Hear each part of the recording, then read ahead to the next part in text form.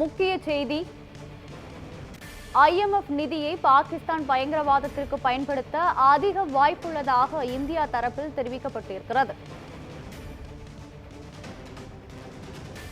IMF நிதியை பாகிஸ்தான் பயங்கரவாதத்திற்கு பயன்படுத்த அதிகம் வாய்ப்பிருப்பதாக இந்தியா தரப்பில் தெரிவிக்கப்பட்டிருக்கிறது.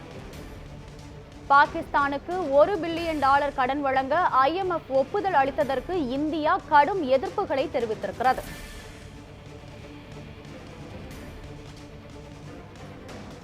இது குறித்த கூடுதல் விவரங்களுடன் இணைகிறார் நமது செய்தியாளர் ரமேஷ்குமார்.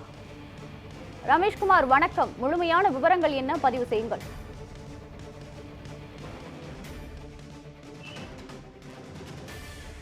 சிந்து, இந்தியா பாகிஸ்தான் இடையே போர் சூழல் அந்த ஏற்பட்டிருக்கும் இந்த நிலையில் நேற்று இரவு முதல் விடிய பாகிஸ்தான் என்பது அந்த ட்ரோன் தாக்குதல் என்பது பெருமளவு நடத்தப்பட்டிருக்கிறது. குறிப்பாக ஜம்மு காஷ்மீர், குஜராத், பஞ்சாப், அதே போன்று ஹரியானா போன்ற எல்கையோர கிராமங்களில் இந்த தாக்குதல் என்பது அதிக அளவில் 25க்கும் மேற்பட்ட இடங்களில் நடத்தி இருக்கிறது.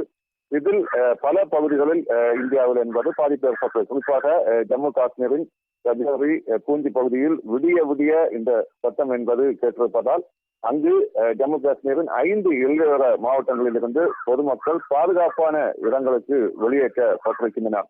இது மட்டுமின்றி எதிர் தாக்குதல் என்பது இந்தியா நடத்தி வருகிறது. இதில் இஸ்லாமாபாத்தில் உள்ள 8 நகரங்கள் மீது இந்தியா ட்ரோன்கள் தாக்குதல் என்பது நடத்தியிருக்கின்றன.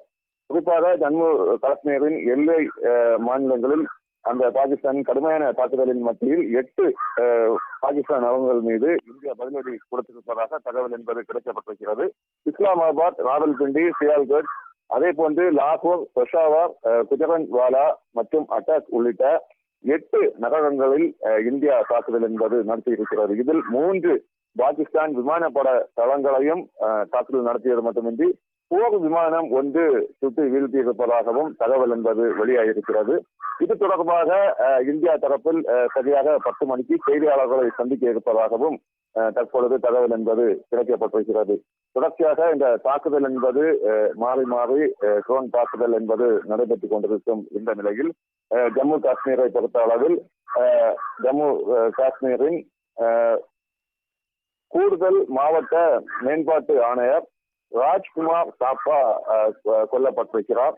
அவர் வீட்டின் மீது நேற்று அந்த ட்ரோன் தாக்குதல் என்பது நடத்தப்பட்டிருக்கும் நிலையில் அவர் வீடு சேதமடைந்திருக்கும் நிலையில் இன்று அவர் பலியான நிலையில் உடல் என்பது மீட்கப்பட்டிருக்கிறார். நல்ல ஒரு அதிகாரியை இழந்து விட்டதாகவும் தற்பொழுது ஜம்மு காஷ்மீரின் முதல்வர் உமர் அப்துல்லா தனது சமூக வலைதளம் மூலம் தெரிவித்திருக்கிறார். தொடர்ச்சியாக இந்த தாக்குதல்கள் மாறி நடைபெற்றுக் கொண்டிருக்கும் இந்த நிலையில் சரியாக 10 மணிக்கு இந்தியா வெளியுறவுத்துறை சார்பில் செய்தியாளர்களை சந்திக்க இருப்பதாகவும் தகவல் என்பது வெளியாகியிருக்கிறது. சிந்து, முழுமையான விவரங்களுக்கு நன்றி ரமேஷ்குமார்.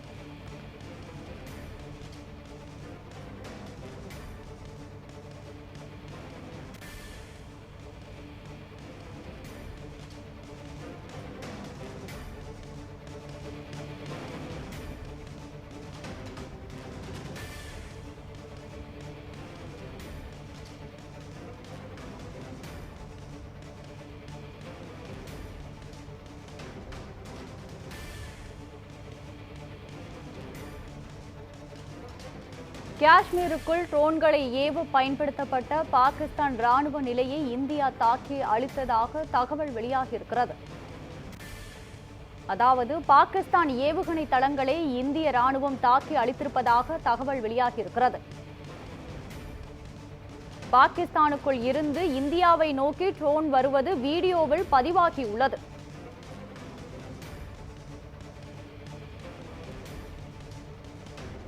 ட்ரோன்கள் ஏவப்பட்ட சில நிமிடங்களில் அந்த இடத்தை குறிவைத்து இந்திய ராணுவம் அளித்ததாக தகவல் வெளியாகியிருக்கிறது.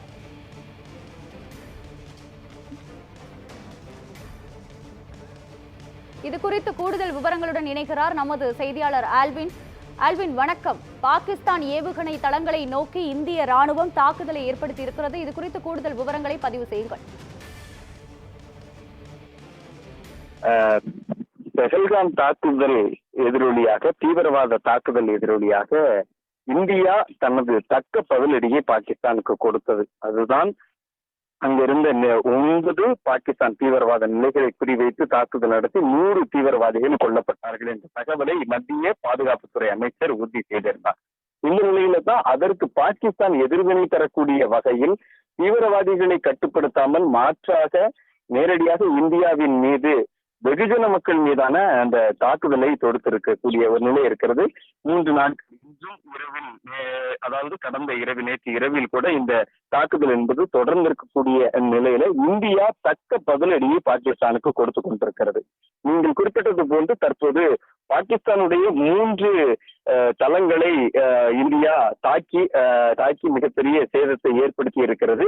குறிப்பாக இந்த தாக்குதல் எல்லாம் இந்தியாவினுடைய சார்பில் தற்பாதுகாப்பிற்காகவும் பாகிஸ்தான் கொடுக்கக்கூடிய அந்த தாக்குதலுக்கு எதிர்வினையாக மட்டுமே இருந்து கொண்டிருக்கிறது. இந்திய ராணுவம் இதுவரை முழுமையான தாக்குதலை பாகிஸ்தான் மீது தொடுக்கவில்லை. ஏனென்றால் இந்தியாவிற்கு அப்படி ஒரு சிந்தனையும் இல்லை. பாகிஸ்தான் மீது முழுமையான போர் தொடுக்க வேண்டும் என்ற எண்ணம் இல்லாமல் மாற்றாக தீவிரவாத தாக்குதலுக்கான தக்க பதிலடியை மட்டுமே இந்தியா கொடுத்திருந்தாலும் கூட அதை பாகிஸ்தான் மிகப்பெரிய அளவில் எதிர்வினையாக வெகுஜன மக்கள் மீது தாக்குதல் நடத்துகின்ற போது அந்த தாக்குதல்களை இந்தியா வெற்றிகரமாக முறியடித்துக் கொண்டிருக்கிறது என்பது இங்கு கவனிக்கப்பட வேண்டிய ஒன்று. ஏறத்தாழ நேற்றெல்லாம் 26க்கும் மேற்பட்ட இடங்களை குறிவைத்து பாகிஸ்தான் நடத்திய அந்த தாக்குதல் அனைத்தும் முற்றிலும் முறியடிக்கப்பட்டிருக்கிறது. ஒரு சில இடங்கள்ல, குறிப்பாக ஜம்மு அண்ட் காஷ்மீர் அந்த பகுதிகளில் ஒரு சில இடங்கள்ல தாக்குதல்கள் ட்ரோன் மூலமாக தாக்குதல் நடத்தி அங்கு கட்டிடங்கள் சேதமடைந்திருக்கக்கூடிய தகவல் என்பது சொல்லப்பட்டிருந்தாலும் கூட உயிர் சேதங்கள் குறித்து இன்றைக்கும் அது முழுமையாக மத்திய அரசுடைய பாதுகாப்புத்துறை, வெளியுறவுத்துறை இணைந்து அதை அறிவித்தால் மட்டும் நாம் அதை சொல்ல முடியும். அந்த வகையில் தற்போது வரைக்கும் மிகப்பெரிய அளவிலான சேதங்கள், ஒரு சில கட்டிடங்கள் சேதமடைந்திருந்தாலும் கூட மற்ற தாக்குதல்கள் அனைத்தையும் இந்திய ராணுவம் வெற்றிகரமாக முறியடித்திருக்கிறது. ஆனால் அண்மையில் வரக்கூடிய செய்தி என்பது பாகிஸ்தானுடைய நூர்கான் தளத்தை இந்தியா தாக்கி அழித்திருக்கக்கூடிய ஒரு மிகப்பெரிய செய்தியை நாம் பார்க்க முடியும். இது தவிர ஸ்ரீநகர் மீது பாகிஸ்தான் போர் விமானங்கள் அங்கு தாக்குதல் நடத்த வந்த போது அவையும் சுட்டு வீழ்த்தப்பட்டிருக்கக்கூடிய தகவல்களை கூட நம்மால் இங்கு பார்க்க முடிகிறது. ஸ்ரீநகர் இந்தியா மற்றும் பாகிஸ்தான் போர் விமானங்கள் மோதிக்கொள்வதான ஒரு போலியான தகவல்கள் நிறைய வலம் வந்து கொண்டிருக்கிறது. ஏற்கனவே பாதுகாப்புத்துறை அமைச்சகத்தினுடைய சார்பில் மிகப்பெரிய எச்சரிக்கை ஒன்று கொடுக்கப்பட்டிருக்கிறது.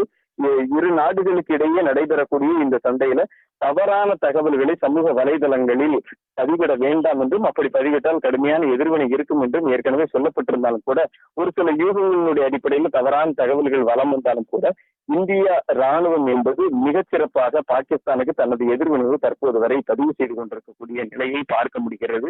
பாகிஸ்தான் நாட்டின் மீது இந்தியா வெகுஜன மக்கள் மீது தாக்குதல் நடத்தாமல் மிக முக்கியமாக அங்கு தீவிரவாத தளங்கள் எங்கெல்லாம் இருக்கிறதோ, தீவிரவாதிகளுக்கு ஆதரவான செயல்பாடுகள் எங்கெல்லாம் இருக்கிறதோ அங்குத்தான் இந்தியா தனது தாக்குதல்களை தற்போது வரை கொடுத்துக் கொண்டிருப்பதை நாம் உன்னிப்பாக கவனிக்க வேண்டும். ஆனால் பாகிஸ்தான் அதை செய்யாமல் வெகுஜன மக்கள் இருக்கக்கூடிய ஜம்மு அண்ட் காஷ்மீர், அதே போன்று ராஜஸ்தான், பஞ்சாப், ஹரியானா, குஜராத் மாநிலத்தினுடைய எல்லை பகுதிகள், இந்த பகுதிகளில் எல்லாம் தாக்குதல்கள் நடத்தக்கூடிய திட்டத்தோடு இருந்தாலும் கூட அவைகள் அனைத்தும் வெற்றிகரமாக முறியடிக்கப்பட்டிருக்கிறது. பாகிஸ்தானுடைய செயல்பாடுகளுக்கு இந்தியா தக்க பதிலடியை கொடுத்திருக்கிறது என்பதை நாம் பார்க்க முடிகிறது. நேற்று நீண்ட நேரம் பிரதமர் மோடி தலைமையில் உயர்மட்ட ஆலோசனை கூட்டம் நடைபெற்று இருக்கிறது. பாதுகாப்புத்துறை அமைச்சர் ராஜ்நாத் சிங் தலைமையில மிகப்பெரிய ஆலோசனைகள் நடைபெற இருக்கிறது. இன்னும் வரக்கூடிய நாட்கள்ல பாகிஸ்தானுக்கு தகுந்த பதிலடியை இந்திய ராணுவம் கொடுக்கும் என்று நாம் எதிர்பார்க்கலாம். முழுமையான விவரங்களுக்கு நன்றி ஆல்வின்.